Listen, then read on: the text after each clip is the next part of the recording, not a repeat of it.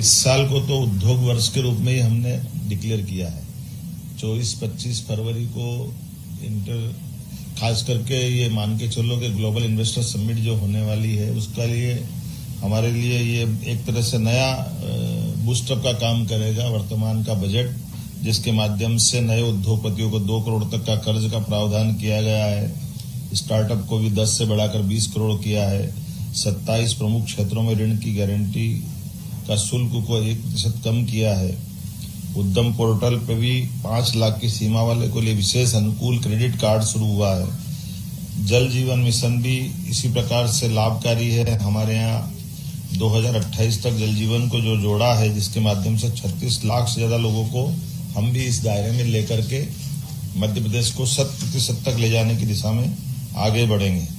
ऊर्जा के भी इसी प्रकार से हमारे जो 2047 तक का 100 गीगावाट परमाणु ऊर्जा का जो लक्ष्य रखा है, उसमें मध्य प्रदेश की अपनी बड़ी भूमिका रहेगी।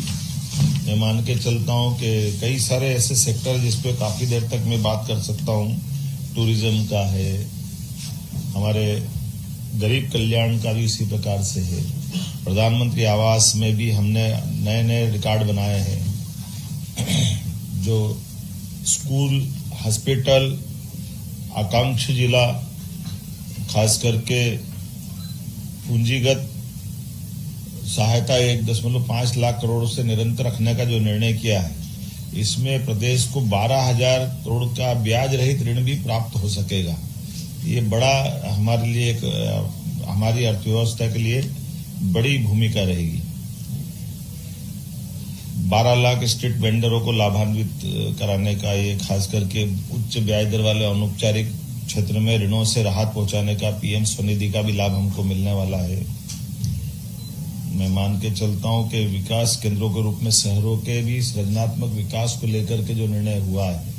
ये हमारे जो हमने मोटे तौर पे कल्पना की, जो बड़े महानगर जैसे हमारे शहर है, खास करके इंदौर, भोपाल, ग्वालियर, जबलपुर और उनको 4 आसपास के जिलों से मिलाते हुए जो वृहद योजना पे हम काम कर रहे हैं, उसका लाभ भी इसमें मिलेगा। जैसे इंदौर के पास उज्जैन, देवास और धार, इसी प्रकार से राजधानी वृहद परियोजना में हम भोपाल, विदिशा, सीहोर, रायसेन इनको जोड़ करके इसका प्लान कर रहे हैं। मैं उम्मीद करूंगा कि एक खासकर हमने भी अच्छे से तैयारी की है। इसी प्रकार से स्नातक एवं स्नातकोत्तर चिकित्सा महाविद्यालयों की संख्या भी हमने जो बढ़ाई है, उस बढ़ी हुई संख्या में लगभग 17 हमारे पास गवर्नमेंट मेडिकल कॉलेज है, 13 प्राइवेट मेडिकल कॉलेज है, लगभग 30 मेडिकल कॉलेज आज हमारे प्रदेश में विद्यमान है, जिनका लाभ मिल रहा है। और भविष्य में 2 साल के अंदर लगभग हम वापस अपने स्तर पर 25 मेडिकल कॉलेज फिर ला रहे हैं। तो स्वाभाविक रूप से ये जो मेडिकल को लेकर के जो 75,000 सीटों का प्लान किया है आगामी 5 वर्ष के लिए, एक तरह से मेडिकल चिकित्सा का और मेडिकल का ये हब बन जाएगा मध्य प्रदेश। इसी प्रकार से जिला चिकित्सालयों में डे केयर कैंसर केंद्रों की बात कही है, तो चूंकि मेडिकल कॉलेज ही हमारे लगभग 52 हो जाएंगे प्रदेश भर में, कुल 55 जिले हमारे सरकारी है, तो स्वाभाविक रूप से उसका बड़ा लाभ हमको मिलेगा। हम ये एक योजना पे और बारीकी से ध्यान दे रहे हैं। और खास करके निर्यात को लेकर भी वाणिज्य मंत्रालय, एमएसएमई मंत्रालय, वित्त मंत्रालय संयुक्त रूप से हमारे लिए निर्यात ऋण तक, और जिस प्रकार से अभी वर्तमान का औद्योगिकरण का हमने वातावरण बनाया हुआ है, उसका लाभ इस बजट से हम काफी अच्छे ढंग से लेने वाले हैं। मुझे इस बात का गर्व है, बहुत कम राज्य सरकारें होगी जिनने एक तरह से माननीय प्रधानमंत्री जी की मूल भावना जो ज्ञान के रूप में से आ रही है, गरीब, युवा, महिला और अन्नदाता किसान, एक तरह से इस चारों सेक्टर को लेकर के हमने विधिवत प्लान किया है। और 3 की नीतियां हमने कैबिनेट से अप्रूव करा ली है, और किसान की नीतियां भी इसी माह होने वाली। जब तक ग्लोबल इन्वेस्टर समिट होगी, उसके पहले किसान आधारित नीतियों को भी हम अपने सरकार के प्रमुख एजेंडे में लेकर आएंगे। मित्रों, आज एक और बड़ा कारण है, मैं जापान से यहीं दिल्ली में उतरा हूं, और जापान स्वाभाविक रूप से हमारे देश के परिप्रेक्ष्य में एक बड़ी अर्थव्यवस्था है, जो तीसरे नंबर की अर्थव्यवस्था वर्तमान में है, चौथे नंबर पे जर्मनी और इंग्लैंड हम पहले होकर के आए थे, इंग्लैंड को हमने बीट किया है, 5वें नंबर पे भारत आया है। जर्मनी के बाद जापान, ऐसी बहुत बड़ी अर्थव्यवस्था है। ऐसे में आज वैश्विक परिदृश्य में यशस्वी प्रधानमंत्री ने जो जापान के साथ पिछले लंबे समय तक, वैसे तो मैं ये मान के चलता हूं कि मोदी जी का विजन है कि जब वो सीएम थे तब भी उन्होंने जापान में अपने दौरे करते हुए जापान से सहज रूप से भारत के साथ व्यापार व्यवसाय के संबंध बढ़े, इस दिशा में उन्होंने काफी ध्यान दिया है। और सभी प्रधानमंत्रियों के साथ माननीय प्रधानमंत्री जी के बहुत अच्छे संबंध रहे हैं। हम भी जब आज 4 दिन की यात्रा के पास आ रहा हूं तो मान के चलूंगा कि जहां जैसे टोक्यो, ओसाका, जहां हमने रोड शो किए, संपर्क किया, हर स्थान पर बड़े पैमाने पर जापान के साथ निवेश की सभी क्षेत्रों में बड़ी संभावना है। बड़े स्थान पर कई सारी कंपनियां जैसे ब्रिजस्टोन, जो ऑलरेडी हमारे साथ विश्व स्तरीय टायर उत्पादन में उनका अपना स्थान है, वो पीथमपुर में हमारे साथ काम कर रही है। लेकिन एक और बड़ा इन्वेस्टमेंट का उन्होंने आश्वासन दिया है। पैनासोनिक जैसी दिग्गज कंपनियां हैं, एनएसके, सानोहो, कामुत्सुई इत्यादि जापानी कंपनियां जो ऑटोमोटिव और मशीनरी क्षेत्र में अपना योगदान दे रही है। मुझे इस बात की प्रसन्नता है कि वहां न केवल प्राइवेट कंपनियां बल्कि गवर्नर के लेवल पे भी, टोक्यो की गवर्नर श्रीमती यूरिको कोइके के साथ हमारी ऐतिहासिक बैठक हुई, जिसके माध्यम से टोक्यो मेट्रोपॉलिटन गवर्नमेंट की विशेषज्ञता का लाभ भी मध्य प्रदेश सरकार को मिलेगा। इस दिशा में हमने उनके साथ भी मीटिंग की है और वो अत्यंत प्रसन्नता के साथ मध्य प्रदेश से जुड़ करके बात कर रही है। उन्होंने हमको निमंत्रण भी दिया है कि एक उनके यहाँ इन्वेस्टर समिट टाइप का कार्यक्रम हो रहा है, तो आप अपने दल को भेजिए। आपको बताना चाहूंगा कि वहाँ गवर्नर मतलब एक तरह से जैसे हमारे यहाँ सीएम अपनी सरकार चलाते हैं, मोटे तौर पर वहाँ की परंपरा में गवर्नर वो इलेक्टेड होते हैं, आम जनता उनको चुनती है, तो स्वाभाविक रूप से वो लोकल सरकार की तरह, सरकार के मुखिया की तरह काम करते हैं। और एक खास बात ये भी है कि टोक्यो की विश्व की सबसे विकसित महानगरीय अर्थव्यवस्था में से एक है, जिसके अकेले उसकी सकल घरेलू उत्पाद $1 ट्रिलियन का टोक्यो का है। अर्थात उनकी आर्थिक ताकत बताने का प्रयास कर रहा हूं, आपको शायद ध्यान में आएगा। उनके साथ हमने इंदौर, भोपाल में मेट्रो रेल प्रौद्योगिकी, स्मार्ट सिटी समाधान, जल प्रबंधन, कचरा प्रबंधन से लेकर के कई सारे क्षेत्र में, और खास करके मेट्रोपॉलिटन गवर्नमेंट की विशेषज्ञता का लाभ भी हमको मिले, इस दिशा में हमने काम किया है। टोक्यो के विकास मॉडल पर भी विस्तार से बात हमने कही है। जापान के विदेश मंत्रालय में उच्च स्तरीय वार्ता हुई, जिसमें उनके उपमंत्री श्रीमान हिसाशी मात्सुमोतो के साथ हमारी बैठक हुई, जिनने अपनी विदेश नीति, अंतर्राष्ट्रीय व्यापार नीति को लेकर के बात कही और जापानी निवेश को सुगम बनाने के लिए विशेष रूप से व्यापार मिशन का आदान प्रदान, कौशल विकास में जापानी विशेषज्ञता की भागीदारी, जापान मध्य प्रदेश औद्योगिक सहयोग फोरम की स्थापना इत्यादि प्रस्ताव पर विस्तार से उनके साथ बात हुई। मैं एक और जानकारी देना चाहूंगा, जापान में बुनियादी ढांचा के विकास को सर्वोच्च निकाय है, जिसके मंत्री यासुशी फुरुकावा के साथ में भी हमने कई निर्णय लिए हैं, जिसमें हाई स्पीड रेल कॉरिडोर भी संभावनाओं पर अध्ययन करने के लिए हमने आपस में बात की है। स्मार्ट ट्रांसपोर्टेशन के सिस्टम के लिए भी, लॉजिस्टिक में भी जापानी मॉडल को अपनाने पर हमारी आपस में बात हुई है। ग्रीन इंफ्रास्ट्रक्चर में विशेष सहयोग के आधार पर प्रदेश के सतत विकास को भी बढ़ावा दिया जा सकेगा। जेट्रो के अध्यक्ष श्रीमान सुसुमु काताओ के साथ भी बैठक में व्यापार व्यवसाय को बढ़ाने की बात हुई। जेट्रो अपने आप में एक बड़ी, उनकी अपनी व्यापार व्यवसाय की जापानी कंपनियों को लेकर के एक बड़ा फोरम है, जिसके आधार पर व्यापार व्यवसाय की, जायका का भी इसी प्रकार से हमको जायका के उपाध्यक्ष श्री सोहेई हारा के साथ विकास परियोजना पर विस्तार से बात हुई। आपकी जानकारी के लिए बता दूं, श्री हारा ने बताया गर्व के साथ कि मुझे लंबा समय पहले भारत के साथ अपने उनने कार्यकाल में बिताया है, इसलिए उनकी आत्मीय यादें भी जुड़ी हुई है। और उन्होंने कहा सिल्क उत्पादन, स्वास्थ्य परियोजना, बिजली पारेषण, ऐसे में जायका बड़ी योगदान दे सकता है। हमने भी उनसे इंदौर उज्जैन के शहरी परिवहन, जापानी औद्योगिक पार्क, जल संरक्षण, शहरी नवीनीकरण, कौशल विकास, कृषि तकनीक, ऐसी कई नई परियोजनाओं को लेकर के विस्तार से बात कही है, जिसके बारे में हमको उन्होंने आश्वस्त किया कि हम इस पे आपके साथ काम करेंगे। टोयोटा बड़ी मोटर कारपोरेशन है, उसने भी भविष्य में एमपी के साथ जुड़ने के लिए, जैसे हमने कहा कि मध्य प्रदेश में नेशनल ऑटोमोटिव टेस्ट ट्रैक्स की उपलब्धता है और ईवी का भी मैन्युफैक्चरिंग हब हमारा अपना मध्य प्रदेश बन रहा है, तो बड़े पैमाने पे टोयोटा के साथ भी ऑटोमोबाइल सप्लाई चेन बनाने के लिए टोयोटा कंपनी ने अपने इन्वेस्टमेंट की दृष्टि से काफी अच्छी बात की है। उसके तोशियुकी नकाहारा डिपार्टमेंट जनरल मैनेजर ने विस्तार से हमारे साथ बात की, जिसमें भविष्य की संभावना, जैसे ब्रिज स्टोन के बारे में मैंने बताया, एक बड़ी टायर कंपनी है और उसके वैश्विक सीईओ श्री सुइची इशिबाशी ने हमारे साथ मीटिंग की है और नई उत्पादन लाइन, R&D सेंटर, कौशल विकास और न केवल रोजगार सृजन बल्कि ऑटोमोटिव सेक्टर के पूरे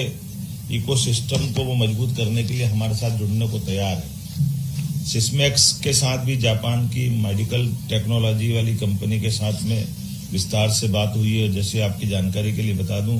सिस्मेक जो एशिया पैसिफिक में मजबूत उपस्थिति रखता है और भारत में तो 93 से काम कर रहा है और मध्य प्रदेश के सभी शासकीय हॉस्पिटल में विभिन्न प्रकार की जांच में इसकी बड़ी भूमिका है और उन्होंने कहा कि हम अपने आपके मध्य प्रदेश के मेडिकल डिवाइस पार्क में अपनी यूनिट लगाने को तैयार है, ताकि उनकी बनी हुई मशीनें वो पूरे देश में भी और देश के साथ एशिया और दक्षिण एशिया में भी वो वहां से सप्लाई करेंगे। ऐसा उनका बड़ा प्लान बना है। पैनासोनिक एनर्जी के साथ में भी हमने मीटिंग की है और पैनासोनिक एनर्जी के कार्यकारी अध्यक्ष उनने विस्तार से बात कही है। मुझे इस बात की प्रसन्नता है कि पैनासोनिक उनने अपने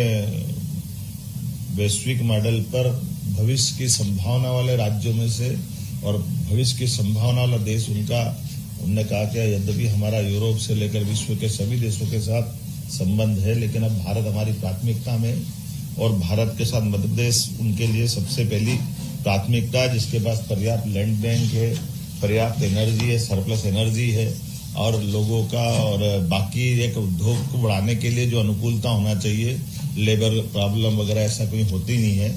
और काफी अच्छी बौद्धिक क्षमता के लोग हैं, तो इससे जुड़ेंगे। एक खास बात और बताना चाहूंगा, यूनिक्लो के चेयरमैन ये जापान के सबसे धनी व्यक्ति हैं और इनकी फास्ट रिटेलिंग के चेयरमैन तदाशी यात्री ये हमारे लिए थोड़ा अपने लिए विशेष समय निकाल कर भी आए और खास करके उन्होंने इतने बड़ी व्यक्ति, हम एक कार्यक्रम से दूसरे कार्यक्रम में 40 मिनट वेट करके वो गए और उन्होंने कहा कि मुझे इस बात की प्रसन्नता है कि मध्य प्रदेश के साथ जुड़ करके रेडीमेड के मामले में और खासकर कपास की खेती को लेकर के तो नैनो टेक्नोलॉजी, उन्नत सामग्री, तकनीकी वस्त्रों के निर्माण तक ऐसे कई सेक्टर में बड़े पैमाने पे वो निवेश कर रहे हैं और एक कंपनी को और भी ला रहे हैं। उस कंपनी के बारे में जब हमने कहा कि वो कंपनी एनर्जी सेक्टर में भी जाती तो उन्होंने कहा आप अब एनर्जी की बात मत करो, केवल कपास, किसान और रेडीमेड गारमेंट्स में आप आइए। तो ये उनका रुचि बताती है कि उनने काफी अच्छा होमवर्क भी किया है और उन्होंने कहा कि मैं इसके माध्यम से हमारी जो कंपनी दुनिया भर में, आपकी जानकारी के लिए मैं फोर्ब्स और इनकी सारी सूची में वो नंबर 1 पे आते हैं, ऐसे में बड़ा नाम उनका है, वो हमारे साथ जुड़ रहे हैं। एबारो कॉर्पोरेशन,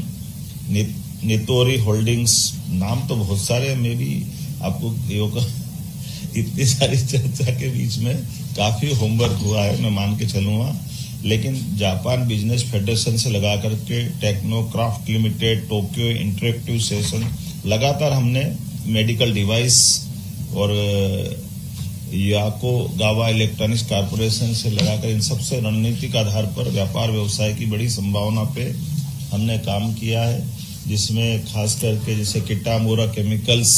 ये रसायन उद्योग में बड़ी उन्होंने संभावना दिखाई है। निप्पाई कोई इंजीनियरिंग में, एप्सन इलेक्ट्रॉनिक्स में, मित्सुई ऊर्जा में, रसायन में, हिताची विद्युत उपकरण में, नोकिया आईटी हार्डवेयर में, सुमितोवा वित्त में, सोजिट्स इंजीनियरिंग में, यासुदा लॉजिस्टिक्स में, जापान लॉजिस्टिक्स में, ऐसी कई कंपनियां बड़े पैमाने पर मध्य प्रदेश के साथ जुड़ना चाह रही है और इन सबको निमंत्रण दिया है हमने 4 दिन की इस यात्रा में। एक तरफ हमने व्यापार व्यवसाय की बात भी की तो दूसरी तरफ यूनेस्को के माध्यम से जो एक विरासत है क्योटो में, जिसमें माननीय यशस्वी प्रधानमंत्री स्वयं भी गए थे, तत्कालीन प्रधानमंत्री सिम्बुआजा के साथ में, वो उस स्थान पे जाकर हमने देखा तो बौद्ध धर्म के साथ हमारी प्राचीन विरासत की कई प्रतिमाओं के भी दर्शन करने का मौका मिला, जहां हमको अपने कौरव पांडव के समय के कई महापुरुषों के नाम के साथ संस्कृत के नाम में उनकी प्रतिमा भी दिखाई दी, जिसमें गणेश जी से लगा करके हमारे सरस्वती माता भी है और सूर्यनारायण देवता से लगा करके अलग अलग प्रकार के सारे 28 से ज्यादा देवी देवताओं को सीधे सीधे जुड़ करके देखते हुए, और ये गर्व की बात है कि उनके सबके नाम के साथ संस्कृत का नाम भी और वो प्रतिमाओं को उन्हें उसी सम्मान के साथ बहुत अच्छे से सबके साथ रखा है। तो हमको इस बात का भी आनंद है कि वो हमारे लिए बौद्धिक दृष्टि से भी और बुद्ध टूरिज्म बढ़ाने की दृष्टि से भी जापान से एक विशेष संबंध आता है, जिसमें सम्राट अशोक की जब बात आती तो वो सहजता के साथ सांची स्तूप की बात भी करते हैं। सांची है, बाद में अशोक 10 साल गवर्नर उज्जैन में रहे तो वो उसकी याद दिलाते हैं। अब उस समय महाकात्यायन चंड प्रद्योत के प्रधानमंत्री जो बाद में बौद्ध भिक्षु बने, बड़ा नाम था, उनके जीवन की बातें भी वो करते हैं। तो एक तरह से अतीत के उस गौरवशाली पृष्ठ को लाने का भी एक बड़ा मौका मिलता है। मुझे इस बात की प्रसन्नता है कि हमने अपने जब जापान में गए तो प्रवासी भारतीयों के साथ भी टोक्यो में इंपीरियल होटल में बढ़िया अच्छा उनके साथ में काफी विस्तार से बातें भी हुई और मध्य प्रदेश के मित्रों से भी संवाद हुआ है। हमारे अपने वहाँ के प्रवासी भारतीय भी काफी अच्छी जापान में भूमिका बनाते हैं और वो भी आकर के निवेश करने के लिए हमारे साथ जुड़ने को तैयार है। टोक्यो, ओसाका में रोड शो, जापानी उद्योग जगत के साथ मध्य प्रदेश में विकास की संभावना पर गहरे रुचि दिखाते हुए सभी मित्रों ने संकल्प किया कि वो जापान में भी काम करेंगे और मध्य प्रदेश में भी करेंगे। और साथ ही साथ ग्लोबल इन्वेस्टर समिट के लिए भी हमने निमंत्रण दिया और अधिकांश लोगों ने आने की अपनी स्वीकृति भी दी। मैं मान के चलता हूं कि आने वाले समय में जो जिस प्रकार से ये हमारा संबंध बना है, ऐसे कई मित्रों ने कहा कि वहां पे भी एक्सपो होने वाला है तो आप अपने दल को भी राज्य से भेजिए। तो हम तैयारी कर रहे हैं कि हम वहां पे अपने लिए भेजें। हमारी ग्लोबल इन्वेस्टर समिट में भी 4 प्रमुख विभागीय सम्मेलन हम करने वाले हैं, जिसमें खास करके विभागीय समिट में आईटी, एनर्जी, टूरिज्म, एमएसएमई, विशेष प्रवासी सत्र, sectoral session, buyer seller meet इत्यादि होने वाली है। ऑटो और टेक्सटाइल एक्सपो के साथ नवीन तकनीक का प्रदर्शन भी आकर्षण का केंद्र रहेगा। तैयारी राज्य स्तर पे काफी अच्छी हम कर रहे हैं और उम्मीद कर रहे हैं कि हमारे जो एक तरह से चारों क्षेत्रों से ग्वालियर, चंबल, महाकौशल, विंध्य, मालवा, निमाड़ और मध्य भारत, ऐसे चारों क्षेत्रों से पर्याप्त रूप से हमारे प्रदेश के अंदर ये निवेश का जो मौका मिलेगा वो पूरे तौर पे राज्य के हितकारी रहे, इस दिशा में हम काम कर रहे हैं। और इसी को पूरा करने के लिए आपकी जानकारी के लिए मुंबई, बेंगलुरु, हैदराबाद, पुणे, कोयम्बटूर, कलकत्ता में हम इसके रोड शो कर चुके हैं और उसी सिलसिले में यूके, जर्मनी के बाद अभी जापान की हमारी यात्रा रही है। हर जगह से जो रिस्पांस आया वो बहुत अच्छा आया। मैं मान के चलता हूँ कि जिस प्रकार से हमने तैयारी की है निश्चित रूप से उसका लाभ हमको मिलेगा। मुख्यमंत्री जी, आपने अभी